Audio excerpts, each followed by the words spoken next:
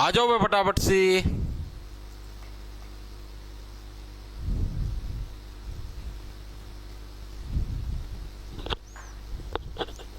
आइए आइए। राम राम जी सारे ने। मैं तेरा साथी मोहित पुनिया बताम सारे का जॉब स्टार के यूट्यूब चैनल पर भरी दोपहरी में 3:30 बजे के इस समय के ऊपर आप सभी का प्रत्येक स्वागत करूं हूं। तो सुना दो क्या अंतर, आ जाओ फटाफट से। तो भाई जैसा कि आप लोगों को पता है, आप ही ने इंडिया जीके की सीरीज स्टार्ट कर रखी है और इंडिया जीके के अंदर भी विशेष तौर पर हमने मॉडर्न हिस्ट्री की सीरीज अभी शुरू कर रखी है। और मॉडर्न हिस्ट्री के अंदर हम लोग बहुत सारे टॉपिक निपटा चुके हैं। गांधी जी का युग निपटा चुके हैं, बीच में बहुत सारी चीजें हम लोग निपटा चुके हैं। अभी चलो गांधी जी का युग तो अभी रहता है, भारत छोड़ो आंदोलन, सविनय अवज्ञा आंदोलन रहते हैं, लेकिन उससे पहले अब हमको भगत सिंह जी, सुखदेव, ठीक है, इनके बारे में हमको पढ़ना है। साथ के साथ आज हम लोग जो एक आधी पार्टी भी है, HRA, HSRA, ठीक है, इनके बारे में भी पढ़ेंगे। ये सारी चीजें हम लोग आज की वीडियो के अंदर कंप्लीट करने का काम करें। और ये देखो हमारा एक लक फैक्टर है, कितना अच्छा लक फैक्टर है कि कल ही भगत सिंह जी का जन्मदिन है और आज हम उनके बारे में पढ़ेंगे। बिल्कुल। गुड इवनिंग भाई, गुड इवनिंग भाई। कूपन कोड फिलहाल नहीं है दिल्ली पुलिस का, फिलहाल कोई कूपन कोड नहीं। कूपन कोड दिया था वो एक्सपायर हो लिया, ठीक है भाई, अब कोई कूपन कोड नहीं है। कितने दिन तो चलाया था यार कूपन कोड। ठीक है भाई, करें start. Okay master, Ram Ram, Ram Ram भाई, राम राम। देखो स्टार्ट करते हैं भाई।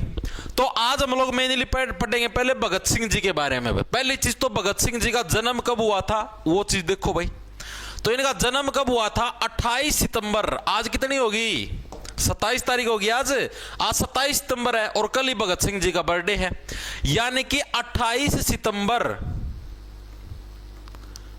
1907 को भाई इनका जन्म हुआ था भाई।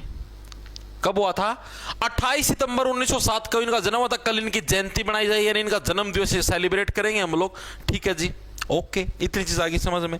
इसके अलावा और भगत सिंह से रिलेटेड में क्या क्या चीजें याद रखनी है उनके बारे में भी हमको पढ़ना है। Very good, very good, yes.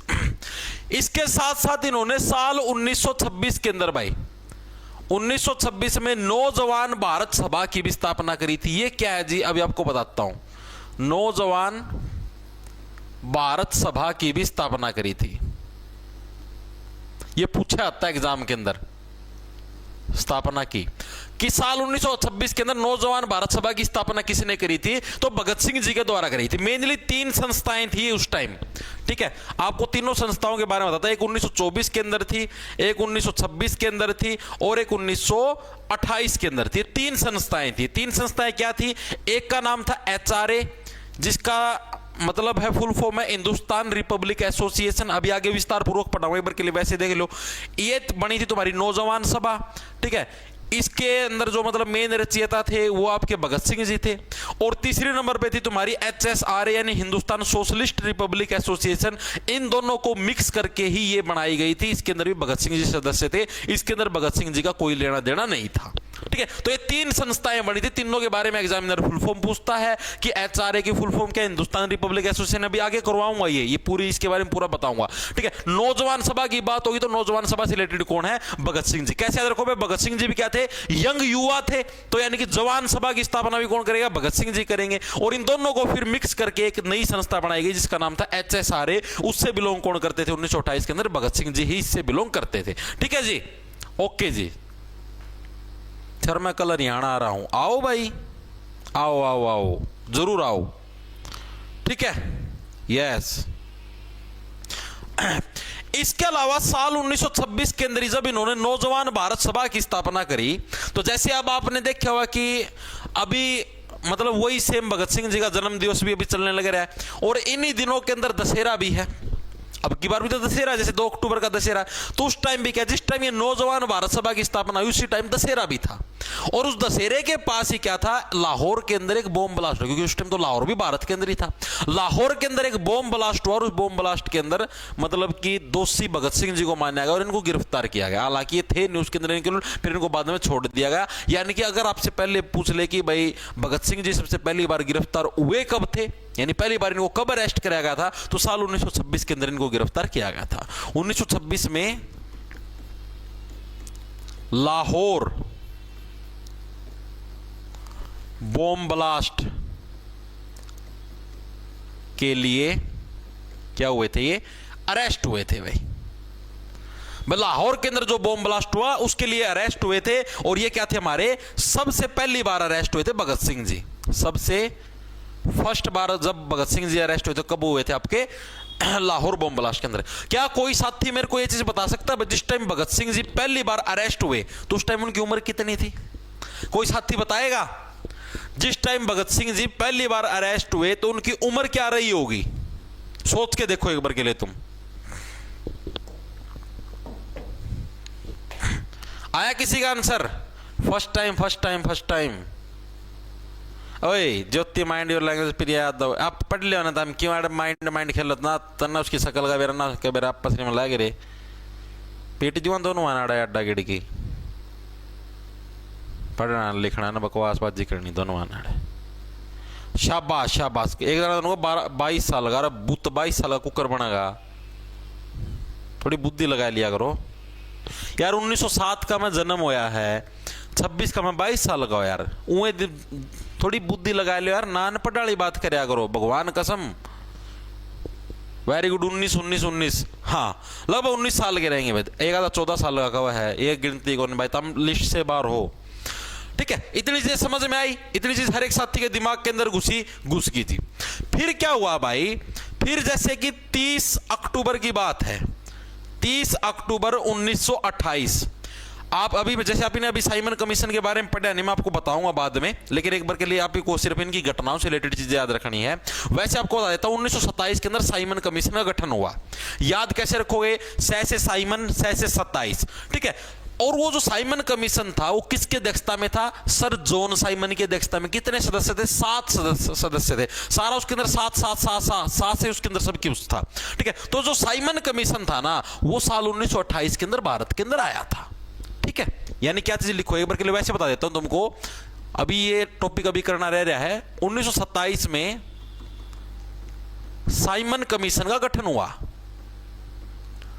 Simon commission का गठन याद रह जाएगा डायरेक्ट। देखो से साइमन से 27। ठीक है, और से ही 7, और इसके अंदर टोटल सदस्य कितने थे? टोटल इसके अंदर 7 सदस्य थे। 7 सदस्य थे। और इसकी अध्यक्षता किसने करी, यानी इसका लीडर कौन था? तो इसका लीडर था sir John Simon. Sir John Simon.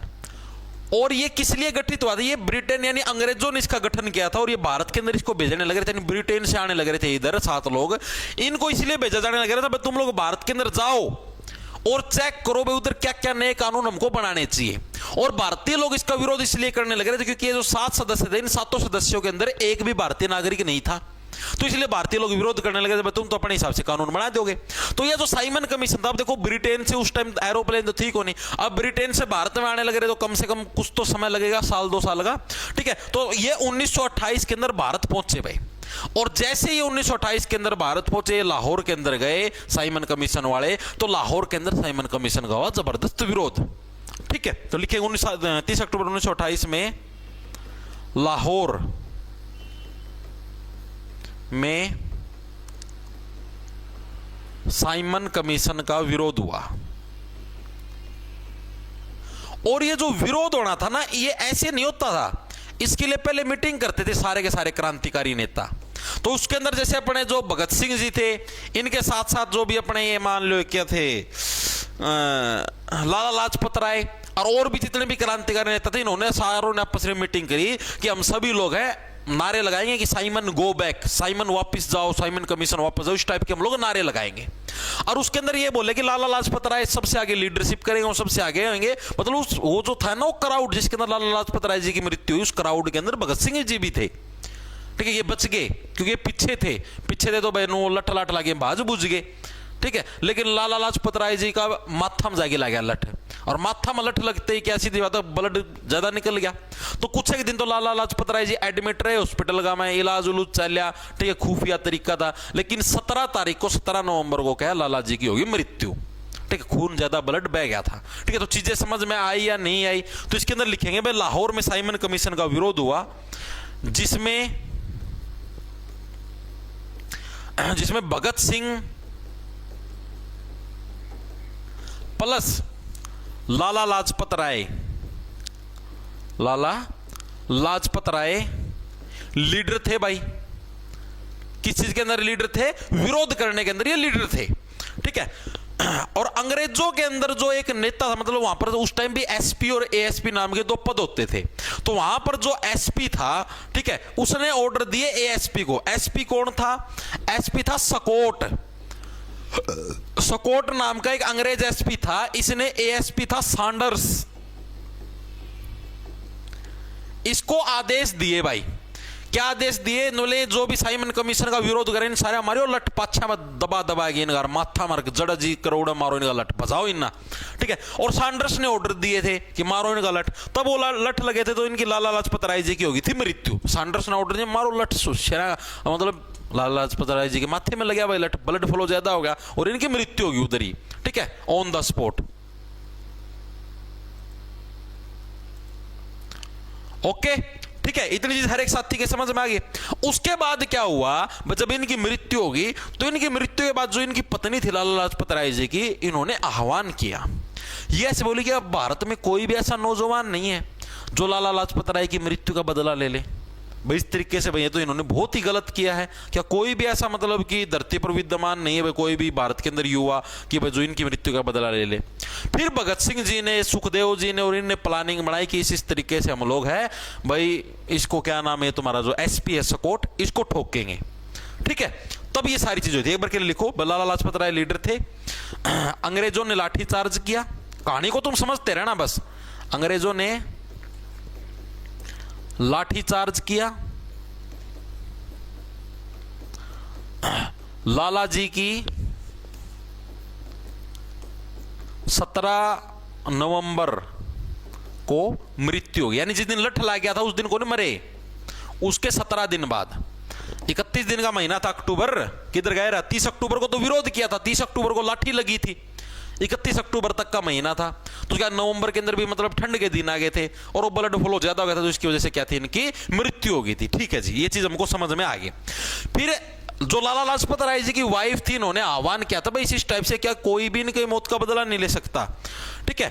तब भगत सिंह जी ने वचन दिया था कि भाभी जी आप टेंशन मत लो, 1 महीने के अंदर अंदर हम लोग है लाला जी की मृत्यु का बदला ले लेंगे, ठीक है। तो इन्होंने कैसे मृत्यु का बदला लिया? तो भगत सिंह जी ने और ये जो भी चंद्रशेखर आजाद थे, सुखदेव थे, इन सभी ने मिलकर क्या है स्पेशल प्लान बनाया। इन्होंने क्या प्लान बनाया? ऐसे बोले, इन्होंने एक व्यक्ति था उसको जासूसी के लिए लगाया। उन्होंने पहले तो बोला कि ये जो सकोट नाम का जो एसपी है ना, इसकी पहचान करो भाई है कौन सा। उस टाइम नू तो था कौन, फोटो आया करता है, कुछ और आया करता, ठीक है, डायरेक्ट पहचाना करते, हाँ भाई यो है सकोट। तो भाई इन्होंने एक व्यक्ति की ड्यूटी लगा दी भगत सिंह जी और ने, भाई जो एसपी है सकोट नाम का, इसकी पहचान करो भाई कौन सा है, ठीक है। और आप इसकी मारांगे, सीधी सारी चीज सेट कर ले, जो करे थाना था बाहर लिखड़ा इसकी ठोकाएं। प्रॉपर इसकी रेकी करी, रेकी का मतलब कोई भी अपराध शुरू होने से पहले उसकी रेकी की जाती है। जैसे मान लो किसी के घर पे चोरी करनी है, किसी को मारना है, कुछ भी करना, तो उससे पहले रेकी की जाती है, यानी पहले उसकी जांच पड़ताल की जाती है, किस टाइम घर से बाहर निकलता है, किस टाइम घर के अंदर जाता है, किस टाइम ये ट्रेन में चढ़ता है, किस टाइम में बस में जाता है, क्या कुछ करता है, तो इसकी रेकी की गई भाई। किसकी? एसपी सकोट की। सबसे पहले तो पहचानने का काम दिया गया था। तो जिस व्यक्ति को एसपी सकोट को पहचानने का काम दिया गया था वो पहचान नहीं पाया। उसने क्या पहचाना? उसने सैंडर्स को एसपी सकोट समझा। जिस व्यक्ति को काम दिया गया था ना, भगत सिंह जी और ने जिसको काम दिया था तू सकोट को पहचान, वो सकोट को क्या समझा? सैंडर्स, यानी जो सैंडर्स था वो ये समझा कि ये है एसपी सकोट, ठीक है। तो उसने बता दिया कि भाई इस टाइप से भाई एसपी सकोट है, ऐसे ऐसे वो सिस्टम होगा, ठीक है।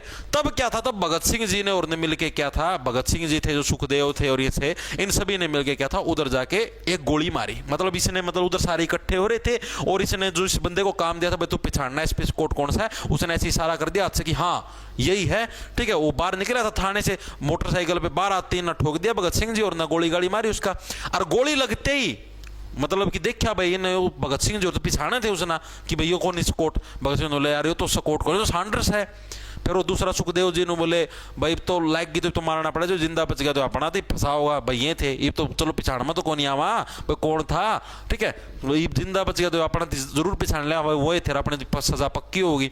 तो मार की गोली जमा पक्का सेट कर दिया, ठोक दिया जमा भुंडी डाल, ठीक है भाई कि हाँ भाई बिल्कुल जमा जीरो कर दिया। हाँ मूवी भी भाई, ये टिया सैनी मूवी भी भगत सिंह जी के ऊपर, ठीक है। तो ये सैंडर्स पक्का नु मार दिया, 3-4 गोली मारी का माथा मोथा मारी मर गया, ठीक है। उसका तो भगत सिंह जी और वहां से हो गए फरार। मतलब कि इन्होंने सैंडर्स की, मतलब सैंडर्स को मार के क्या है, लाला लाजपत राय जी की मौत का बदला ले लिया। सीधी सी बात है, ओनली इन 1 मंथ, यानी कि 17 नवंबर को लाला लाजपत राय जी मरे थे, 17 दिसंबर से पहले पहले इन्होंने इस कांड को अंजाम दे दिया, ठीक है। तो यहां पर लिखेंगे सभी साथी,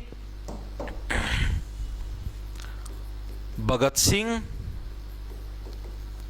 एंड टीम ने सैंडर्स को मारकर मृत्यु का बदला लिया। मृत्यु तो क्या, हत्या का बदला लिया, ठीक है। जो लाला लाजपत राय जी की जो हत्या करी थी इन्होंने, उसका इन्होंने बदला ले लिया, ठीक है जी। उसके बाद देखो, अब छिपना तो पड़ेगा, कोई ना कोई ऐसा व्यक्ति तो होता ही है, बस जहां किसे कोई ना कोई गद्दार तो मिला है हर जगह, तो किसे गद्दार ना सूचना दे दी कि ये तो भगत सिंह और ना काम कराया था यो।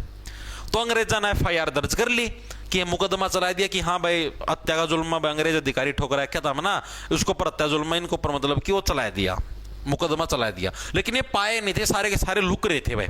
भगत सिंह जी भी छिपे हुए थे और भी जितने भी थे इनके साथ के सारे छिपे हुए थे भाई, ठीक है। फिर क्या हुआ, जो केंद्रीय विधानसभा थी उसको विधान परिषद नहीं बोलते, एक चीज ध्यान में रखना, एग्जाम के अंदर आपको ऑप्शन देगा एग्जामिनर, केंद्रीय विधानसभा में बम फेंका था भगत सिंह ने या केंद्रीय विधान परिषद में बम फेंका था। तो इसके अंदर आप लोग गलती मत करना भाई, विधानसभा आएगा, विधान परिषद नहीं आएगा, ठीक है। तो ध्यान रखना इस चीज को, बहुत इंपॉर्टेंट, क्योंकि एग्जामिनर ऐसे ऑप्शन देता है।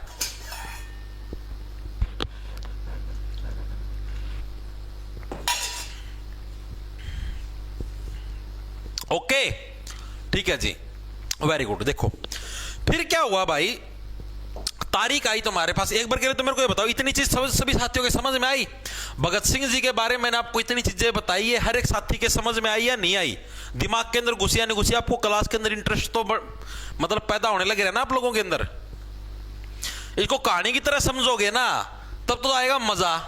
मतलब जब मैं तुमको बताता हूं ना, दिमाग के अंदर ग्राफिक्स बनाया करो, सोचा करो हाँ भाई इस टाइप से भगत सिंह जी थे, उधर गए, ऐसे गोली चलाई, ऐसे ऐसे हुआ, दिमाग के अंदर कहानी बनाया करो, तब अच्छे से याद रहेंगी चीजें। क्लियर है जी, वेरी गुड, ठीक है, शाबाश, बहुत अच्छे, बहुत ही ज्यादा अच्छे। फिर क्या हुआ, फिर तुम्हारे पास एक तारीख आई जिस तारीख का नाम था 8 अप्रैल 1929। ये सारी घटनाएं कब हुई थी? ये सारी घटनाएं हुई थी तुम्हारी 1928 के अंदर, 1928 के अंदर, यानी कि 30 अक्टूबर 17 को लाला जी की मृत्यु हुई, 17 नवंबर को, 17 मतलब एक महीने के अंदर इन्होंने बदला ले लिया था, मोटा मोटा 17 दिसंबर तक इन्होंने बदला ले लिया। फिर नया साल आ गया, यानी 1929 आ गया। तो 1929 के अंदर जब अप्रैल का महीना था, यानी 8 अप्रैल 1929 को क्या है, केंद्रीय विधानसभा के अंदर बम फेंका गया। 8 अप्रैल 1929, 8 अप्रैल 1929 को क्या हुआ, केंद्रीय विधानसभा में बम फेंका। मैं फिर यहां पर आपको बार बार बताने लगे रहा और फिर बताऊंगा आपको कि विधानसभा थी, विधान परिषद मत लिखाना एग्जाम के अंदर। विधानसभा में बम फेंका, ऑप्शन में देगा एग्जामिनर, ध्यान से पढ़ लेना, विधानसभा या विधान परिषद। विधानसभा में बम फेंका भाई। और ये जो बम फेंका था किस लिए फेंका भाई? भगत सिंह जी और ने बम था, क्यों फेंका? अंग्रेज सरकार को जगाने के लिए। क्यों? क्योंकि अंग्रेज सरकार इस विधानसभा के अंदर 2 बिल यानी 2 कानून पास करने लग रही थी।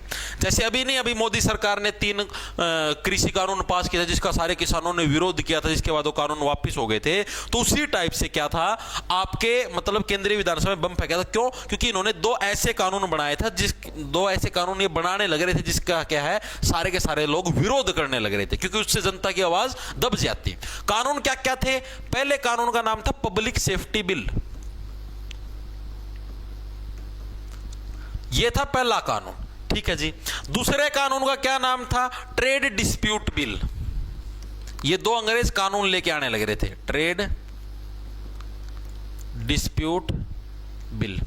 और इन कानूनों का नाम कुछ और था और इनके अंदर चीजें कुछ और दी गई थी। पब्लिक सेफ्टी बिल, देखो नाम से तो आपको ऐसे लगने लग रहा है कि पब्लिक की सेफ्टी के लिए बिल लाया गया था, लेकिन इस बिल के अंदर यह कानून था कि आपको बिना मुकदमे के भी जेल में डाल दिया जाएगा। क्यों? क्योंकि हम पब्लिक की सेफ्टी चाहते हैं, आप बिना चीज के आंदोलन ना करो और करो, तो इसलिए हम आपको बिना मुकदमे के भी जेल में डाल सकते हैं। इसके अंदर यह चीज लिख रखी थी, बिना मुकदमे के जेल। कि आपको जेल में डाल दिया जाएगा। दूसरा था तुम्हारा ट्रेड डिस्प्यूट बिल। इसके अंदर क्या था, तुम कोई भी हड़ताल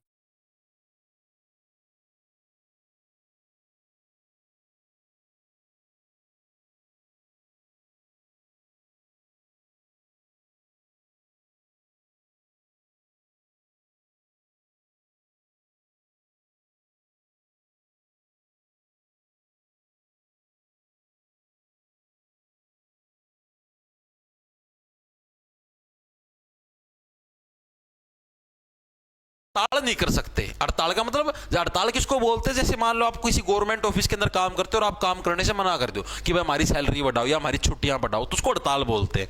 ठीक है, तो यानी कि आप कोई भी हड़ताल नहीं कर सकते, हड़ताल नहीं कर सकते। तो ये दो बिल आने लग रहे थे जिसका भगत सिंह जी और भी मतलब पूरी भारत की जनता विरोध करने लगे, ये तो हमारे अधिकारों का मतलब हनन करने लग रहे हो आप लोग। तब भगत सिंह जी और ने ये डिसीजन लिया था कि हाँ भाई आप इस टाइप से मिलके सारे के सारे जने, ठीक है, उधर बम फेंकेंगे विधानसभा के अंदर। ठीक है, लेकिन पहले था भगत सिंह जी इसके अंदर शुमार नहीं थे। उन्होंने जो मीटिंग की थी जहां पर ये छिपे हुए थे, तो इन्होंने मीटिंग में ये डिसीजन लिया था भाई कोई और दो जने जाएंगे वहां पर बम फेंकने के लिए। ठीक है, फिर इन्हीं में से इनके एक साथी ने ऐसे हंसते हुए बोल दिया था, मजाक मांगो नहीं, कटाक्ष कर दिया ना, भगत सिंह तो भाई अपना बड़ा आदमी बन गया, लीडर बन गया, तो पाछा रहा है, ये कौन जा बम बम फेंकण, ये तो लीडर पाक गया भाई, लीडर थोड़ी जाओगा बम फेंकण। इस तरीके की बात कह दी। भगत सिंह जी को वो बात चुभ गई। भगत सिंह जी हालांकि कई मजाक में थी, वो रियलिटी यही थी कि वो मजाक के अंदर कही थी। वैसे कौन कह दिया वहां पे ना भाई ये किसा पहलवान नु मजाक में कह दिया, वैसे मजाक में गई थी। भगत सिंह जी ने बोले ना यार, उनका मन में बात बैठ गई कि भाई मन्ना भी आगे जाना चाहिए। ठीक है, संगठन का लीडर हो गया तो क्या होगा, मेरे को भी आगे जाना चाहिए। तो इस बात से क्या हुआ, भगत सिंह जी ने दोबारा मीटिंग बुलाई। हालांकि वो चीजें फाइनल हो चुकी थी, हाँ भाई ये दो जने जाएंगे और ये बम फेंक के उल्टे आ जाओगे। दोबारा मीटिंग हुई, दोबारा मीटिंग में डिसीजन लिया कि भगत सिंह और सुखदेव राजगुरु ये जाएंगे बम फेंकने। ठीक है, और यही सारा का सारा सिस्टम करेंगे वगैरह।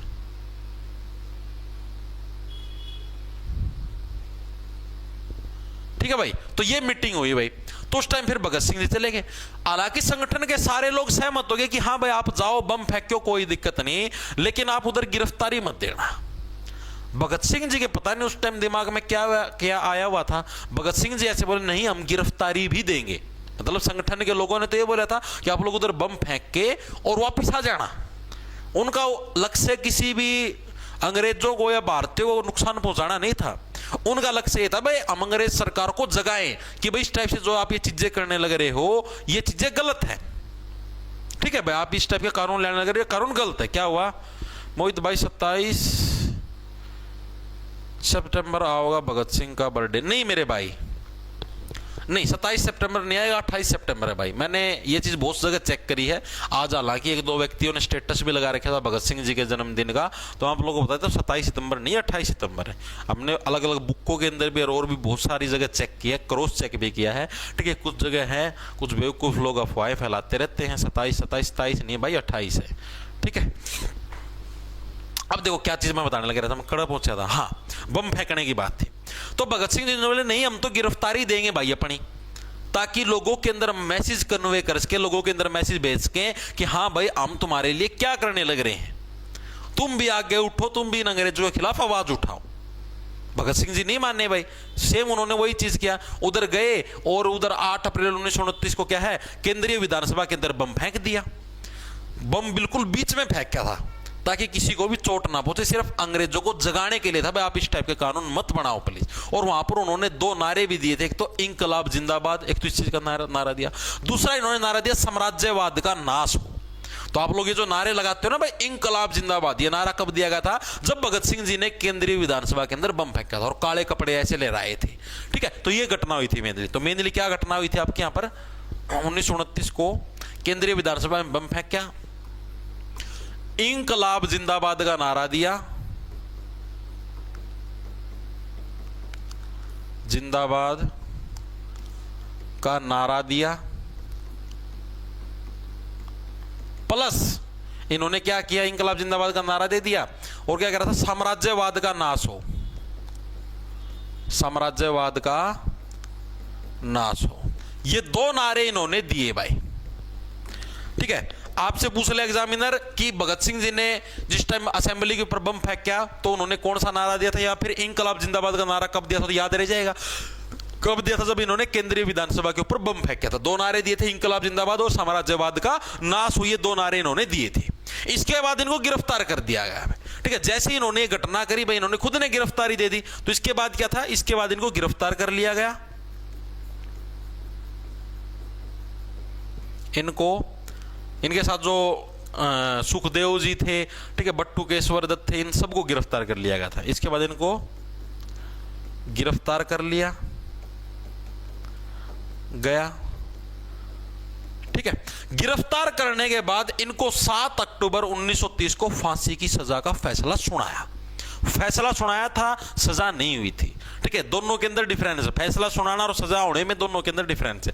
इनको क्या तुम्हारा 7 मार्च 1930 केस चला है कोर्ट के अंदर। 7 मार्च 1930 को फांसी का फैसला सुनाया। फैसला सुनाया कि हाँ भाई तुमको फांसी होती है। ठीक है जी। अब एक बहुत बड़ी चीज आती है जो कि हमारे समाज के अंदर भी फैली हुई है, अलग अलग वीडियो के अंदर भी ये चीज आई हुई है। कुछ बोली बूथ हैं जिनको समाज का या फिर जिनको इनके बारे में कुछ पता ही नहीं था, उन लोगों ने चीजें फैला रखी है। थोड़ा मोटा कहीं से पढ़ लेते हैं, उसी को मुंह में बक के चले जाते हैं। अब देखो, आपको बताता हूं क्या चीज है। बहुत सारे लोगों के मन में यह था कि जब भगत सिंह जी को फांसी की सजा हुई तो गांधी जी है, क्या वो इनको बचा सकते थे? और बचा सकते भी थे तो इन्होंने, मतलब गांधी जी ने इनको बचाया क्यों नहीं? ये एक बहुत बड़ा डाउट है। और जो अपने मतलब जो कुछ हैं तथाकथित यूट्यूबर्स जो अपने आप को समझते हैं, वो इसके अंदर अपना ज्ञान पेलते हैं। गांधी जी ने बताया नहीं, गांधी जी के विरोध में खड़े हो जाओ, भगत सिंह जी हमारे नेता हैं, गांधी जी ने बचाया नहीं। पहले उनके बारे में कुछ पढ़ो तो यार, इनकी जीवन की जब तुम बुक पढ़ोगे, ठीक है, इन्होंने जो बुक लिखी, मैं नास्तिक क्यों हूँ, why I am an atheist, और भी जो इनकी बुक थी, अगर आप उनकी बुकों को पढ़ोगे तब आपको पता लगेगा कि असली मेन कारण क्या था। मेन कारण पता क्या था? ये खुद बचना नहीं चाहते थे। अगर आप लोगों को असली में, अगर आप इनकी किताब पढ़ोगे तब आपको पता लगेगा क्यों। क्योंकि ये खुद समाज के अंदर एक एग्जाम्पल सेट करना चाहते थे कि हाँ भाई तुम लोग भी आगे आओ। जैसे हम लोग भाई अंग्रेजों से नहीं डरने लग रहे, हम लोग तुम्हारे लिए अपनी मतलब आवाज को इतने आगे बढ़ाने लग रहे, तो तुम भी आगे आओ, पीछे मत रहो। स्पेशल इन्होंने देश की आजादी के लिए अपने आप को बलिदान पे चढ़ा दिया। स्पेशल इनके पिताजी ने बहुत सारी जगह चिट्ठियां लिखी, सब कुछ लिखा। भगत सिंह को भी चिट्ठी लिखी, बेटा मैं तेरे उसका फांसी को कम करवाने का प्रयास करने लग रहा हूं। और भी इनके संगठन के लोगों ने भी लिखा, भाई इनकी फांसी को कैंसिल करके इनको उम्र कैद के अंदर बदल दो, छोड़ दो, कर दो। ये खुद मना करके भगत सिंह जी ने खुद बोला नहीं, मेरे को फांसी ही चाहिए है, मेरे को वो नहीं चाहिए। ठीक है, इसके अलावा जब समाज के अंदर लोगों ने भी वो करा, हाँ पे भगत सिंह को फांसी से बचाओ, जेल के अंदर छुड़वा ले, अंग्रेजा ने पीट देंगे, सारी चीजें हुई। ठीक है, उसके बाद गांधी जी के ऊपर भी प्रेशर बढ़ गया। गांधी जी की जब इरविन के साथ बैठक हुई, गांधी जी ने भी इरविन से वो करा, भाई हाँ भाई इस टाइप से भगत सिंह को उससे फांसी से बचाओ। ठीक है, इरविन ऐसे बोला जी इस टाइप से हम तो ये चीजें नहीं सेट कर सकते। ठीक है, आपके भगत सिंह जी खुद ही नहीं चाहते, हम कहां से बचाएं उनको?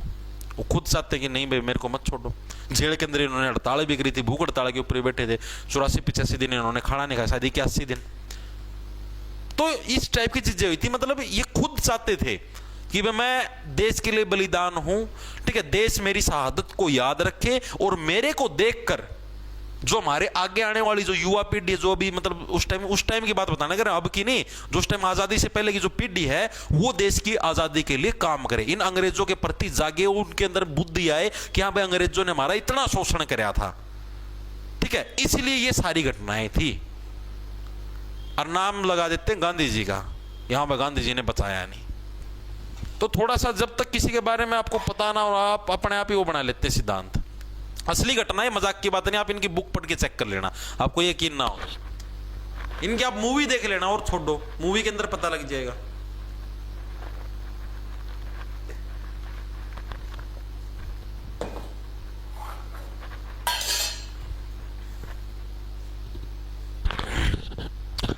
ठीक है, अरे थोड़ा सा डीपली पढ़ोगे ना चीजों को, तब चीजें और अच्छे से कवर अप होगी। इतनी चीजें दिमाग के अंदर घुसी।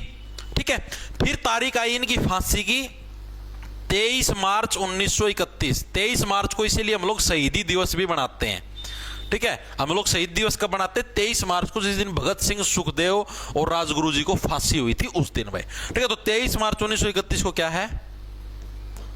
भगत सिंह, हमारे कॉलेज के अंदर तो blood camp, blood donation camp लगता था इनके उसके ऊपर, शहीदी दिवस के ऊपर। सुखदेव और राजगुरु जी को फांसी हुई है, इनको उस दिन फांसी दी गई।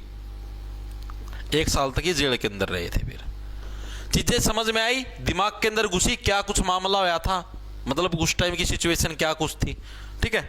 हर एक साथी घुस गई होगी। Very good, very good.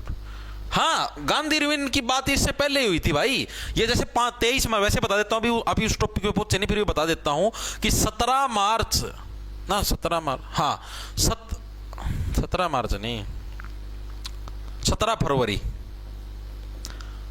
फरवरी 1931 को है, गांधी और इरविन के बीच में बैठक हुई थी, बातचीत हुई थी कि हाँ भाई इस मामले को लेकर भी बात हुई थी कि हाँ भाई भगत सिंह की फांसी वगैरह रोक दो और कर दो।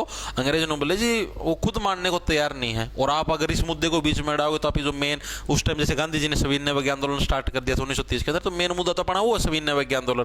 तो अब तो मुद्दे से भटकने लगे तो हम उसको भी फिर उसके ऊपर भी कोई बात नहीं कर पाएंगे।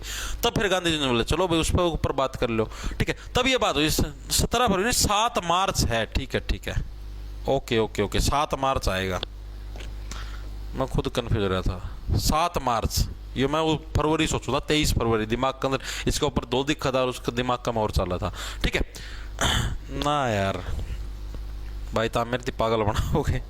17 फरवरी ही है भाई, ठीक है। 17 फरवरी, 5 मार्च आएगा फिर आगे, ठीक है। 17 फरवरी 1931 को गांधी इरविन समझौता हुआ, गांधी इरविन की बैठक हुई, और उसके बाद 5 मार्च 1931 को गांधी इरविन समझौता हुआ था। इस समझौते के तहत क्या हुआ था भाई, गांधी जी ने अपना सविनय अवज्ञा आंदोलन वापस ले लिया था। इरविन उस टाइम वॉइसरॉय था भारत का, ठीक है। अरे था ना, कंफ्यूज कर दिया, पागल बना दिया। एक आधा कमेंट बंद 7 मार्च 7 मार्च मेरा दिमाग में आ गया वो 7 मार्च, यार ये सारा डाटा याद रखा, खुद कंफ्यूज हो जाऊँ भाई कई बार, ठीक है। इतनी चीज समझ में आ गई ना, मतलब 23 मार्च को इनको फांसी हुई थी, तो इससे मतलब कि मोटा मोटा 17 फरवरी को बैठक हुई थी, फिर उसके बाद इसकी समझौता हस्ताक्षर हो गया था 5 मार्च को, उसके बाद इनको फांसी हुई थी, ठीक है। इस तरीके से आप लोग समझ सकते हो, लेकिन अभी आप ही ने ये टॉपिक किए नहीं, गांधी इरविन समझौता अभी करेंगे, ठीक है। लेकिन इतने ये चीजें दिमाग के अंदर सेट रखो, ठीक है। अब हम लोग बात करते हुए इनकी बुक्स कौन कौन सी थी भाई। भगत सिंह जी ने जब जेल में थे तो इन्होंने बुक्स कौन कौन सी लिखी, तो इन्होंने सबसे पहली जो बुक लिखी वो लिखी वाहे आई एम एन एथिस्ट, मैं नास्तिक क्यों हूं। वाहे आई एम एन एथिस्ट, ये एसएससी के अंदर तो बहुत ज्यादा पूछी जाती है बुक। एथिस्ट का मतलब होता है नास्तिक, मैं नास्तिक क्यों हूं। कई बार हिंदी में भी लिखा जाता है मैं नास्तिक क्यों हूं। ये बुक किसकी, तो भगत सिंह जी की। ये इन्होंने क्यों लिखा है सब मैं नास्तिक क्यों हूं, इन्होंने लिखा, ये बोले कि भाई अगर भगवान होता तो भगवान क्या हमारे ऊपर होते हुए अत्याचार नहीं देखता। भाई अंग्रेज हमारे ऊपर इतना अत्याचार करने लग रहे हैं, किसानों का शोषण करने लग रहे हैं, हमारे मतलब भारतीय लोगों को दर दर की ठोकरे, महिलाओं का शोषण करने लग रहे, महिलाओं से रेप करने, मतलब इतनी घटनाएं होने लग रही हैं, उसके बावजूद तो भगवान कुछ नहीं करने लग रहा। इतने अत्याचार होने लग रहे भारतीय नागरिकों के ऊपर, अगर भगवान होते तो इन अत्याचारों को जरूर रोकते। तो इसलिए क्या बोले, मैं तो भगवान के ऊपर विश्वास ही नहीं करता। इसलिए इन्होंने बुक लिखी वाहे आई एम एन एथिस्ट, यानी कि मैं नास्तिक क्यों हूं। इन्होंने उसके अंदर अपना रीजन बताया पूरा, मैं इन कारणों से नास्तिक हूं कि वह भगवान होते हुए भी इन अत्याचारों को नहीं रोक पाने लग रहे, इसलिए मैं नास्तिक हूं। यह चीज इन्होंने बोली इस बुक के अंदर, ठीक है। दूसरी इन्होंने बुक लिखी आइडियल ऑफ सोशलिज्म, यानी जो समाजवाद है उसका आइडियल, आइडियल कौन है, मतलब मेन उसका बंदा कौन है। आइडियल ऑफ सोशलिज्म, ठीक है। ये इनकी सेकंड बुक थी जो कि इन्होंने लिखी, ठीक है जी। तीसरी कौन थी, on the doorstep of death, मतलब मैं देखो डोर स्टेप का मतलब ये लिख लो, on the doorstep of death, भाई जमा डेथ यानी मृत्यु के दरवाजे के ऊपर खड़ा हूं मैं, on the doorstep of death. अब आप खुद सोचो यार कि आपकी मृत्यु होने वाली है, आपको मान लो कल फांसी है और आप आज भी शाम को बुक लिखने लग रहे हो, सोच के देखो, और आपके अंदर 1% भी डर नहीं है कि भाई कल मेरे को फांसी होनी है और मैं किसी भी तरीके से खौफ खाऊं। आप आराम से किताब लिखने लग रहे या फिर कोई किताब पढ़ने लग रहे हो, तो यही बुक इन्होंने, इसी के बारे में इन्होंने इस बुक के अंदर लिखा था, on the doorstep of death. भाई मैं मौत के दरवाजे के ऊपर खड़ा था, मेरे आगे समझ लो मेरे को दिखने लग रहा था कल सुबह मेरे को फांसी होगी, उसके बावजूद भी मेरे अंदर कुछ भी ऐसा नहीं था। आप इनकी मूवी देखना भगत सिंह की, आपको अंदर से गूज बम्स आएंगे, ठीक है, ऐसे मतलब नु होगा ना, खून के नु आवा नु फाड़ दे सारा सौदा ठीक है, तो अच्छा फील होगा। बड़े ही प्रेरणादायक इनकी स्टोरी रही है बचपन की, बचपन से ही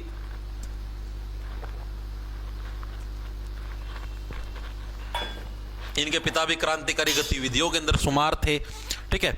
और इसीलिए जब भी कोई क्रांति होती है या कोई भी आंदोलन होता है, क्रांति होती है या कोई भी आंदोलन होता है युवाओं का, तो उसके अंदर भगत सिंह जी को याद किया जाता है। क्यों? क्योंकि ये बड़े ही मतलब सुनो, युवा होते हुए भी इनके अंदर वो जज्बा था। मात्र 23-24 साल की उम्र में फांसी होगी यार, तुम ये सोचो 23-24 साल की उम्र होती कितनी है, बहुत थोड़ी होती है। तुम्हारी एज जितनी होगी 23-24 साल, सोचो इसके अंदर तुमको फांसी मिलने लग रही है, सोच के देखो। तो बहुत वो होता भाई, उसके लिए बहुत ज्यादा अंदर से वो चाहिए, जज्बा, बहुत ज्यादा अंदर कालजा चाहिए, कलेजा। आजकल के बंदे मैं आपको बताता हूँ, जो ऐसे बोलते हैं ना, नो कर देंगे, नो कर देंगे, नो कर देंगे, कई से हुए हैं थप्पड़, इसे से टिंगर जाए मेरे आजकल के, थप्पड़ भी कौन लागा किसी का गाल पे। अरे उस टाइम देख लो 19-20 साल के हो ना, गोली चलाया कर दे, लेकिन मैं तार तीनों कौन शिक्षा देता, तो हम भी गोली चलाओ। मतलब उस टाइम तो अंग्रेजा का शासन था भाई, वो तो गंदे आदमी थे, गंदे आदमी में गोली चलाओ कोई दिक्कत नहीं, लेकिन उन्होंने कौन कहता समाज में आतंकवाद फैलाओ या फिर गोली चलाओ, वो गलत चीज है, ठीक है। वैसे बताने लग रहा हूँ तुमको भाई, इनका कालजा कितना मजबूत था, ये चीज समझाने के लिए बताने लग रहा हूँ। कहते मास्टर ना गई थी 19-20 साल की गोली चला रहा था, बंदूक ठहले हुआ है, ठीक है। मतलब वैसे बताने के लिए बताने लग रहा हूँ, इनका मतलब कलेजा इतना स्ट्रॉन्ग था, ठीक है। फिर जैसे मैंने तुमको बताया कि इन्हीं के टाइम के दौरान, मतलब इनके बारे में बस आपको इतना ही याद रखना, इतनी चीजें पूछी जाती हैं। तो इन्हीं के टाइम के दौरान मैंने आपको बताया था 3 पार्टियों का गठन हुआ था। स्टार्टिंग के अंदर मैंने आप लोगों को बताया था 3 पार्टियां आई थी आपकी, कौन कौन सी आई थी? एक HRA हिंदुस्तान रिपब्लिक एसोसिएशन 1926 के अंदर नौजवान सभा आई, जिसका गठन इन्होंने खुद ने किया था, ये खुद इसके मतलब लीडर थे मेन। और HSRA Hindustan socialist Republic association, जो कि साल 1928 के अंदर आई थी, उसके अंदर भी शुमार थे। अब आप जो मेन पढ़ेंगे, सबसे पहले वो हम लोग पढ़ेंगे HRA के बारे में। भाई ये HRA पार्टी क्या थी, कौन इसके संस्थापक थे, इन्होंने क्या क्या चीजें करी, उसके बारे में पढ़ेंगे। आ जाओ। तो सबसे पहली चीज बहुत इंपॉर्टेंट, इसकी डेट भी पूछी जाती है और इसकी फुल फॉर्म भी पूछी जाती है। 3 से 4 बार इसकी फुल फॉर्म आ चुकी है, 3 से 4 बार इसकी डेट पूछी गई है, ठीक है जी। पहली चीज तो HRA, HRA का मतलब क्या है? Hindustan Republic association. Full form पूछी जाती है भाई, पहले बताने लग रहा हूं, हिंदुस्तान रिपब्लिक एसोसिएशन, ये पार्टी थी भाई तुम्हारी। इसका गठन कब हुआ? साल 1924 के अंदर इसका गठन हुआ। 1924 के अंदर इस पार्टी का तुम्हारा गठन हुआ था। ये पार्टी बनाई थी हिंदुस्तान रिपब्लिक एसोसिएशन, जैसे स्वराज पार्टी का गठन हुआ था उसी टाइप से क्या तुम्हारा हिंदुस्तान रिपब्लिक एसोसिएशन नाम से एक संगठन बनाया गया, एक पार्टी बनाई गई। इसके अंदर भगत सिंह जी शुमार नहीं थे। आपको फिर बताना चाहता हूं, अगर कोई ये साथी ये सोचे कि हाँ भाई इसके अंदर भगत सिंह जी शुमार थे, तो इसके अंदर भगत सिंह जी शुमार नहीं थे, ठीक है। इसके जो मेन संस्थापक थे बहुत सारे लोग थे, लेकिन जो लीडरशिप करते थे वो थे सचिंदर सान्याल। याद रखना इंपॉर्टेंट है, संस्थापक इसके बहुत सारे लोग थे। संस्थापक, सारे संस्थापकों के बारे में अभी पढ़ेंगे, लेकिन जो मेन थे वो कौन थे? सचिंदर सान्याल। सचिंदर सान्याल इसके क्या थे? मेन इसके लीडर थे, ठीक है। सचिंदर सान्याल याद कैसे रखोगे? तो सचिंदर से बढ़िया सचिन। सचिन क्या है? सचिन आपके हिंदुस्तान के सबसे बढ़िया खिलाड़ी है, इस तरीके से लो। सचिंदर सान्याल यानी हिंदुस्तान रिपब्लिक एसोसिएशन, इसके मेन संस्थापक थे। और इसके संस्थापकों के अंदर कौन शुमार है? चंद्रशेखर आजाद जी। चंद्रशेखर आजाद, आप लोग सरकारी ऑफिसों के अंदर देखते हुए इनकी फोटो लगी हुई ऐसे मूछ के ऊपर ऐसे कुंडी लगाते हुए, ठीक है। जितने भी गवर्नमेंट ऑफिस उनके अंदर आपको इनकी फोटो दिखाई देगी। तीसरे थे योगेश चंद्र चटर्जी।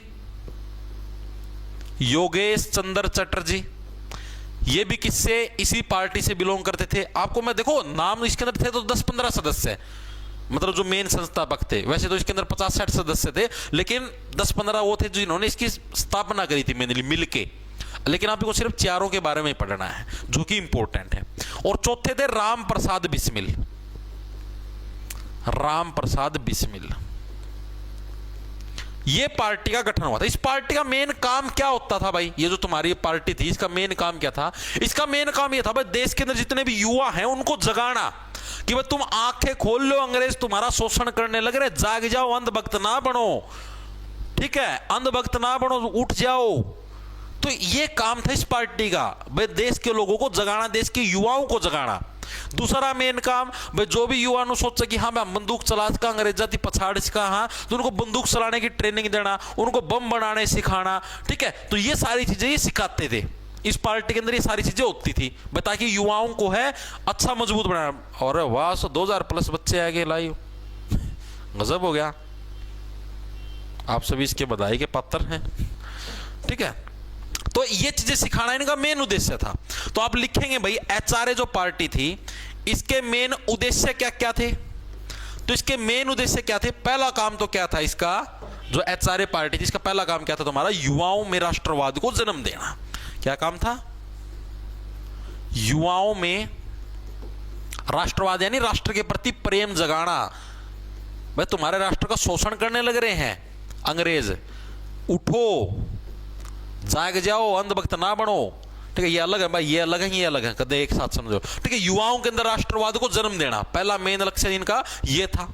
दूसरा भाई जितने भी युवा नागरिक हैं इनको भी वोट का अधिकार दो। पहले युवा नागरिकों को वोट का अधिकार नहीं था, वयस्क मताधिकार मैनू था 21 साल से जो ऊपर उसी को वोट डालने का अधिकार मिलेगा, या फिर जो बड़ी उम्र के हैं उन्हीं को वोट डालने का अधिकार था। जो यंग जनरेशन थी उनको वोट डालने का अधिकार नहीं था, ठीक है। तो ये भी इनका मेन वो था। तीसरा मेन उद्देश्य था इनका कि भारत एक ऐसा देश बने जो कि राज्यों का ग्रुप बने, भारत राज्यों का संघ, जो कि हमारे संविधान के अंदर भी लिख रखी है चीजें, जब मैंने आपको पॉलिटी करवाई थी उसके अंदर भी देखा था, भारत राज्यों का संघ यानी राज्यों का ग्रुप, संघ का मतलब ग्रुप, ठीक है। और चौथा मेन लक्ष्य क्या था? क्रांतिकारी आंदोलन। ये इनके मेन लक्ष्य थे इस पार्टी के, ठीक है। और क्रांतिकारी आंदोलनों के अंदर मतलब इसके अंदर और भी लक्ष्य ये भी तुम्हारे बम बनाना सिखाना, हथियारों की ट्रेनिंग देना, ये सारी चीजें भी इसी पार्टी के जो लोग थे ये सिखाते थे युवाओं को, ठीक है, ताकि भाई कल को तुम वो चीज हो जाए। अंग्रेजों को पता तो लगना ही था यार, कोई ना कोई तो मेरा गद्दार होया करे। अब मान लो आप भी अगर कल को मान लो जैसे अभी भारत देश, हाँ अभी मान लो किसी और देश के साथ युद्ध करने की सोचा, तो अपना में तभी कोई ना कोई ऐसा गद्दार पक्का पाओगा जो उस देश लग पहला ही सूचना दे देगा कि हम मामा अटैक करने वाले तारा ऊपर, ऐसे ऐसे नीच बैठे धरती के ऊपर, ठीक है। तो उस टाइम भी ऐसे नीच थे, अंग्रेजों को पता लग गया हाँ इस टाइप से एक संगठन बनाया रखा है इन्होंने, और ये संगठन क्या है? युवाओं को बंदूक चलाने सिखाने लग रहा है, बम बनाने सिखाने लग रहा है। अंग्रेज एक्टिव हो गए। अंग्रेजों ने जो इसका लीडर था मेन सचिंदर सान्याल, और जो इसका ये योगेश चंद्र चटर्जी था, इन दोनों को गिरफ्तार कर लिया। बता हम तो युवाओं को गलत चीज सिखाने लगे, बाकी सारे हो गए फरार। ये दो ये पाए, बाकी सारे अंडरग्राउंड हो गए, किसी को मिले ही नहीं, कहां पर गए कुछ नहीं पता लगा, ठीक है। ये दो ही मिले सारे, मतलब ये सतिंदर सान्याल और योगेश चंद्र चटर्जी, इन दोनों को कर लिया अंग्रेजों ने गिरफ्तार। फिर जो कमान आई, जो लीडरशिप आ गई, वो आ गई तुम्हारी राम प्रसाद बिस्मिल के हाथ में। ये चीजें दिमाग के अंदर कल्पना कर पाने लग रहे हो मैं क्या समझाने लग रहा हूं? मैंने क्या बोला? अंग्रेजों को पता लग गया भाई बम बनाने, हथियार चलाने सिखाने लग रहे हैं, तो उसके बाद क्या हुआ? सचिंदर सान्याल और योगेश चंद्र चटर्जी, सचिंदर तो मेन लीडर था, ठीक है, और जो तुम्हारा योगेश चंद्र चटर्जी था, इन दोनों को गिरफ्तार कर लिया गया। और जो फिर उसके बाद में जो लीडरशिप आ गई वो आ गई राम प्रसाद बिस्मिल के हाथ में, कि भाई अब तुम लीडर तुम ये बनोगे, ठीक है। तो यानी कि लिखेंगे सभी साथी, इधर ऊपर लिख दूं क्या? सचिंदर सान्याल एंड योगेश की गिरफ्तारी हुई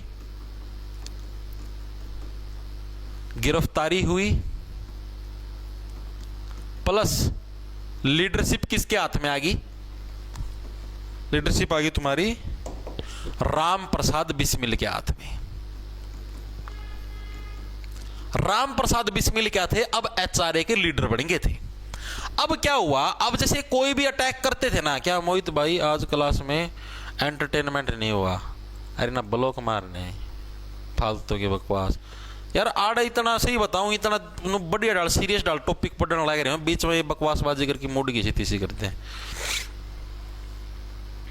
छोटे भाई हरियाणा ग्रुप डी के प्रैक्टिस सेट कब तक स्टार्ट करोगे भाई गौरव भाई? जब नोटिफिकेशन आ जाए ना भाई तब करवाएं ग्रुप डी के प्रैक्टिस सेट, उससे पहले कोई फायदा तो नहीं भाई करने का। ठीक है, ये भी तो आप लोग सिलेबस को पूरा कवर अप करने की सोचो भाई, सिलेबस आप लोगों का पूरा कवर अप हो जाए, उसके अंदर कुछ भी चीज़ ना बचे। ठीक है, प्रैक्टिस सेट उसके अब आपको ये लगता है सिलेबस हमारा पूरा हो गया तो उसकी दोबारा रिवीजन कर लो, तिबारा रिवीजन कर लो, जितनी मल्टीपल टाइम रिवीजन करो उतना अच्छा है। ठीक है, मेरे पास से रिवीजन कर ली तो और कोई बुक है या कहीं और है वहाँ से पढ़ लो, मतलब उसको जितना ज़्यादा नॉलेज को गेन कर सको कर लो। ठीक है, अब क्या हुआ, अब जो भी संगठन चलाते हो आप लोग तो उसके लिए पैसे की जरूरत पड़ती है भाई। अब मान लो मैं कल को अगर कोई पार्टी बनाता हूं तो मेरे को पैसे की जरूरत पड़ेगी। अब जैसे आज के दिन में बीजेपी पार्टी है, कांग्रेस पार्टी है, ये संगठन है, इनको पैसे की जरूरत पड़ती है भाई। वो पैसा कैसे मिलता है? डोनेशन के थ्रू मिलता है। अब मान लो मेरी सरकार है, मैं मान लो कोई भी मैंने पार्टी बना ली, मेरी सरकार है।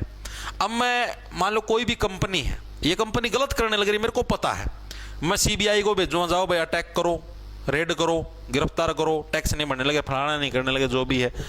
कंपनी क्या बोलेगी, आपकी पार्टी फंड में पैसा डाल देंगे जी, आपको इलेक्शन में हेल्प होगी, छोड़ दो हमको। यानी एक तरीके से रिश्वत है वो, सरकार खुद भी रिश्वत लेती है, लेकिन वो रिश्वत कलीन होती है। कलीन कैसे? क्योंकि सरकार है, देखो मैं बताऊं, जितने भी नेता ने इन्होंने सारे कानून अपने हिसाब से बना रखे हैं भाई। तो इन्होंने पार्टी के मतलब ये खुद के, सरकार खुद के कानून भाई अपनाती, खुद ना खुद लग क्यों कानून की उसमें जकड़ेंगे, चीज समझो। आप खुद सोचो, इन्होंने ये कानून बना दिया कि कोई भी पार्टी का जो फंड होता है ना, पार्टी का जो भी पैसा था, पार्टी का जो भी बैंक अकाउंट है, ठीक है, उसके अंदर चाहे कितना पैसा, उसके ऊपर कोई टैक्स नहीं लगता। सोचो, पार्टी फंड के अंदर अरबों में पैसे आते, अरबों में, और उसके ऊपर अगर इनकम टैक्स लगाया जाए ना तो अरबों में कमाई होगी देश की, लेकिन उसके ऊपर कोई टैक्स नहीं है भाई। क्यों? क्योंकि सरकार का खुद का भाई, सरकार अपने ऊपर टैक्स थोड़े ना लगाएगी। अब आप खुद सोचो, आप कोई कानून बनाओगे, उस कानून को खुद थोड़े ना फॉलो करोगे, जनता से फॉलो करवाओगे।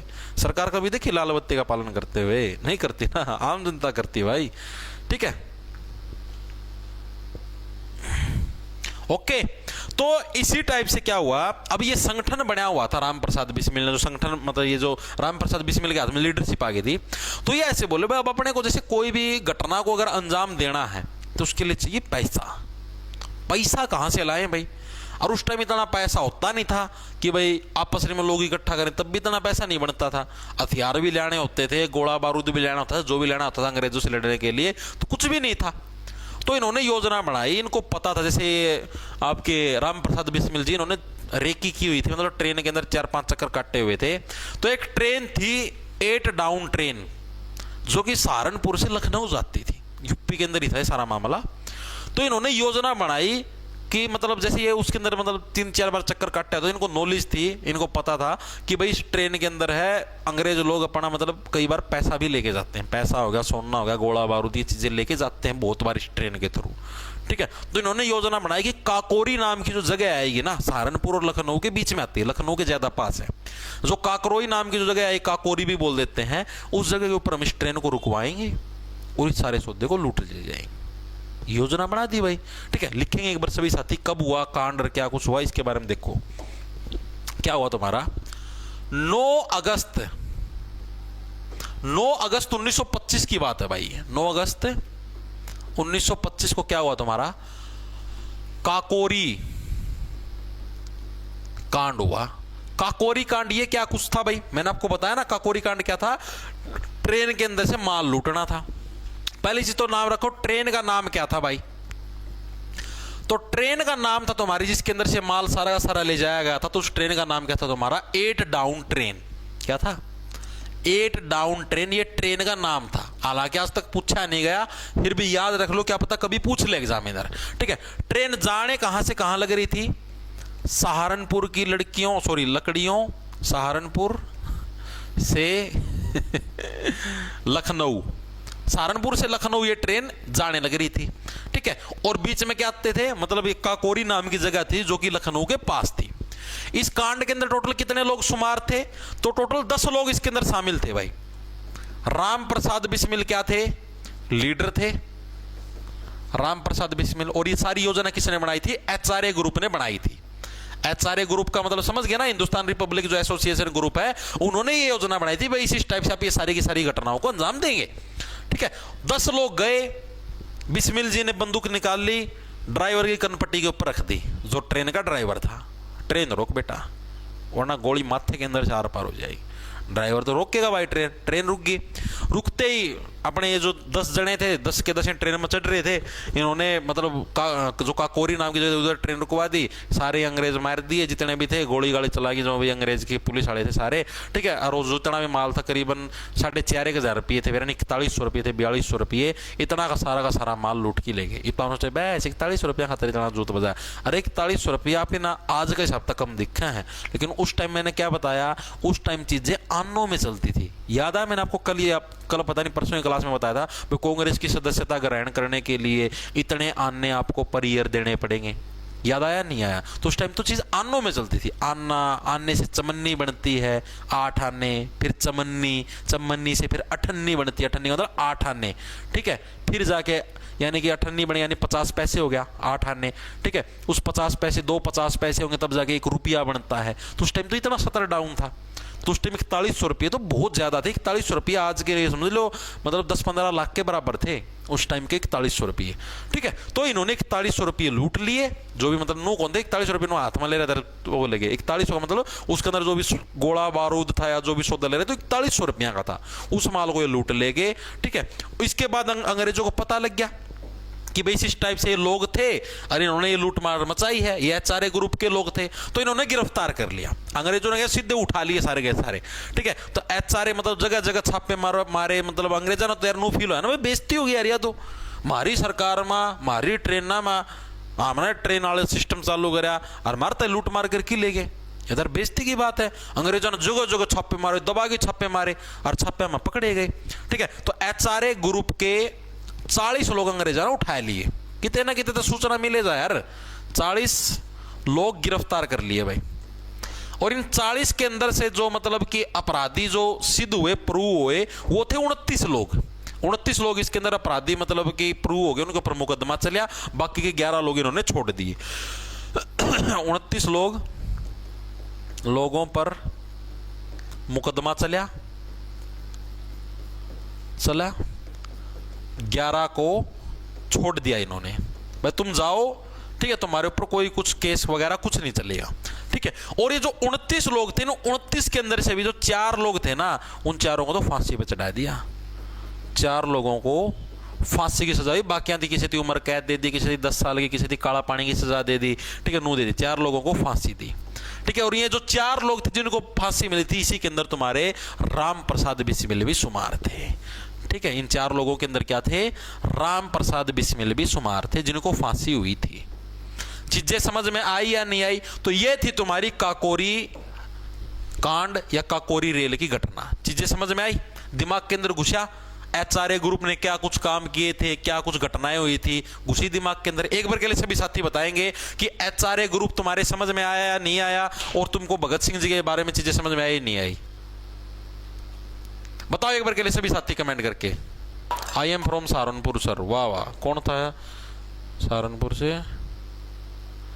हेड था, फांसी तो होनी थी Tia Saini, Shubham Kumar, okay, all clear ji, very good.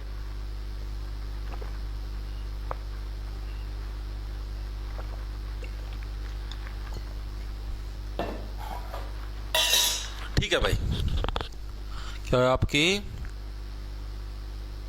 बहुत रील वाली वीडियो देखता हूं। ठीक है भाई, क्लियर है जी, क्लियर है जी, वेरी गुड, बहुत ही अच्छे, बहुत ही ज्यादा अच्छे।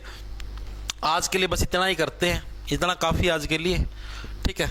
शनिवार का दिन है भाई, मैं भी थक गया, ठीक है भाई। आज के लिए बस इतना ही करते हैं, बाकी का हम लोग करेंगे सोमवार को। कल संडे की छुट्टी रही आप लोगों की। इस हफ्ते में हमारी 5 क्लासेज लगी सोमवार को, क्योंकि मैं छुट्टी पे था, तो मंगलवार बुधवार वीरवार शुक्रवार शनिवार 5 क्लासेज लगी हमारी 5 दिन के अंदर, ठीक है। तो आप 500 क्लासों को रिवाइज करेंगे कल, क्योंकि संडे को अपनी क्लास की छुट्टी होती है। 500 क्लास रिवाइज होनी चाहिए, ठीक है। नहीं हुई तो तुम तुम्हारा खुद का नुकसान खुद करोगे। रिवीजन जितनी ज्यादा बार मारो उतना ही पक्का याद होगा। तो 500 क्लास कल तुमको रिवाइज करने, एडिटेड नोट्स मैंने डाल दिया, सुबह ही डाल दिए थे, चेक कर लो, ठीक है, बैच के अंदर डाल रखे हैं, तो उससे रिवाइज कर लेना, प्रिंट निकलवा के, ठीक है, फटाफट रिवाइज हो जाए, कोई मुश्किल नहीं होगा। और जो साथी रिवीजन नहीं मारेगा वो भूल जाना, सिलेक्शन कहीं पर हो भी गया तुम्हारा, ठीक है। रिवीजन मारोगे तो सिलेक्शन होगा, तो रिवीजन मारनी आप लोगों को कल अच्छे तरीके से, जो भी हमने इस वीक के अंदर पढ़े 5 लेक्चर करे, 5 लेक्चरों की अच्छे से रिवीजन करनी है, ठीक है। और जो दिन में प्रैक्टिस क्लास लगाते हैं आपकी स्टैटिक जीके की भी डेली की डेली रिवीजन होने लग रही है, ठीक है। वहां से भी आप लोग थोड़ी थोड़ी, आप लोग भी मतलब कि जिन साथियों ने बैच ले रखे है या फिर वैसे भी जिन्होंने नोट्स बना रखे हैं, तो स्टैटिक जीके भी धीरे धीरे रिवीजन स्टार्ट कर दो, क्योंकि जितनी ज्यादा बार रिवीजन मारोगे पेपर के अंदर उतना ही अच्छे सक्सेसफुल आप अच्छा रिजल्ट दे पाओगे, ठीक है। जैसे स्टैटिक जीके के लगभग मैं 3 लेक्चर करवा चुका हूँ प्रैक्टिस सेट के अंदर, ठीक है। तो आप भी 3 लेक्चर बैच के अंदर हो तो बैच से रिवाइज कर लेना, और अन्य कहीं सोर्स से पढ़ते हो तो वहां से रिवीजन स्टार्ट कर दो, क्योंकि दिसंबर के अंदर पेपर होना है। आप ये समझो अक्टूबर नवंबर 2 ही महीने का समय है, अपने को सिलेबस पूरा भी करना है, 20 अक्टूबर तक सिलेबस भी पूरा हो जाएगा, और अपने को पिछली चीजें रिवाइज भी करते हुए चलनी है। जितनी मल्टीपल टाइम रिवीजन होगी उतनी ही चीजें पक्की होंगी। अगर आप ये सोचने लगे भाई एक बार पढ़ लिया, हाँ जी क्लास लगा लिया सिलेक्शन हो जाएगा, ऐसे नहीं होगा, ठीक है। तो सिलेक्शन लेना है तो मल्टीपल टाइम रिवीजन करनी पड़ेगी। और जिसको ये जो चीजें जो मैं लिखता हूँ आप लिखी लिखाई चाहिए, ठीक है, तो जॉब्स टारगेट के नाम से आपको अपना बैच मिल जाएगा प्ले स्टोर के ऊपर, उसको डाउनलोड कर लेना। उधर कोर्स के सेक्शन के अंदर जाओगे तो दिल्ली पुलिस कांस्टेबल का आपको कोर्स मिल जाएगा, आप उसको ज्वाइन कर सकते हो। ये जो चीजें मैं लिखता हूँ आपको लिखी लिखाई मिलेंगी, ठीक है। सारी चीजें आपको मतलब उधर सारा सौदा मिलेगा आपको, ठीक है। एंड रिटन नोट्स मिलेंगे, प्रिंट निकलवा के आराम से पढ़ सकते हो, ठीक है। ये बोर्ड की पीडीएफ मिलेगी, क्लास भी उधर ही मिलेगी, अभी यूट्यूब से डिलीट हो जाएगी। इसके अलावा मैथ रीजनिंग की प्रैक्टिस शीट भी मिलती है। मैथ रीजनिंग की क्लास होती है, जैसे रेशो टॉपिक है तो रेशो की प्रैक्टिस शीट मिलती है, उसके अंदर जैसे 70-80 सवाल है, आपको कोई बुक भी लेने की जरूरत नहीं। मॉक टेस्ट भी मिलते हैं बैच के अंदर दिल्ली पुलिस कांस्टेबल के। मेंटरशिप मिलती है डेली, सुबह आपको टारगेट मिलता है, आपको क्या पढ़ना क्या नहीं। कंप्यूटर की क्लासेस भी, तो जो साथी लेना चाहे, तैयारी करना चाहता है वो ले सकता है, ठीक है। उसी के अंदर जैसे मान लो मैंने जो भी स्ट्रेटेजी करवा रखी है वो भी सारी उसी के अंदर है। ज्योग्राफी भी करवा रखी है मैंने, पूरी पॉलिटी भी करवा रखी है, इकोनॉमिक्स भी करवा रखी है। ये मॉडर्न हिस्ट्री चलने लगी, इसके बाद एंशिएंट और मिडिवल करके इसको खत्म कर देंगे 20 अक्टूबर तक, ठीक है। ओके, तो मिलते हैं भाई सोमवार को। रेस्ट करो, आज घूमो फिरो जो भी करना तुमको, लेकिन मंडे को जब क्लास लगाने आओगे तो रिवीजन की हुई होनी चाहिए। मैं पूछूंगा किसने रिवीजन करी किसने नहीं करी। जो साथी करके आएगा रिवीजन वो समझ लेना अपना सिलेक्शन पक्का, दिल्ली पुलिस में पक्का लगोगे। और जो साथी नहीं करके आएगा रिवीजन वो भूल जाना भाई, मजाक की बात नहीं, भगवान तो देखता है ना। अपने आप से धोखा करोगे अगर तुम रिवीजन नहीं करोगे तो, ठीक है। मेंटरशिप के बारे में, मेंटरशिप भाई डेली सुबह जैसे टारगेट मिलते हैं आपको, डेली सुबह 6-7 बजे मैं डाल देता हूँ बैच के अंदर एक पीडीएफ सी, उसके अंदर मैं आपको टारगेट देता हूँ। मैं आज आपको जैसे मान लिया जीके की ये क्लास लगानी है, एक पिछला लेक्चर है, वो लेक्चर का नाम लिख के देता हूँ भाई, आपको रिवाइज करना है, ठीक है। मल्टीपल टाइम रिवाइज करना है, एक ही बार रिवाइज करना है। रीजनिंग के अंदर आज आपको क्या पढ़ना है, क्या कुछ रिवाइज करना है, मतलब एक होमवर्क की तरह, जैसे आपको स्कूल में होमवर्क मिलता था उस टाइप से, ठीक है। ओके, हाँ, काला पानी जेल अंडमान निकोबार में अंग्रेज भेजते थे उधर। मिलते हैं भाई फिर।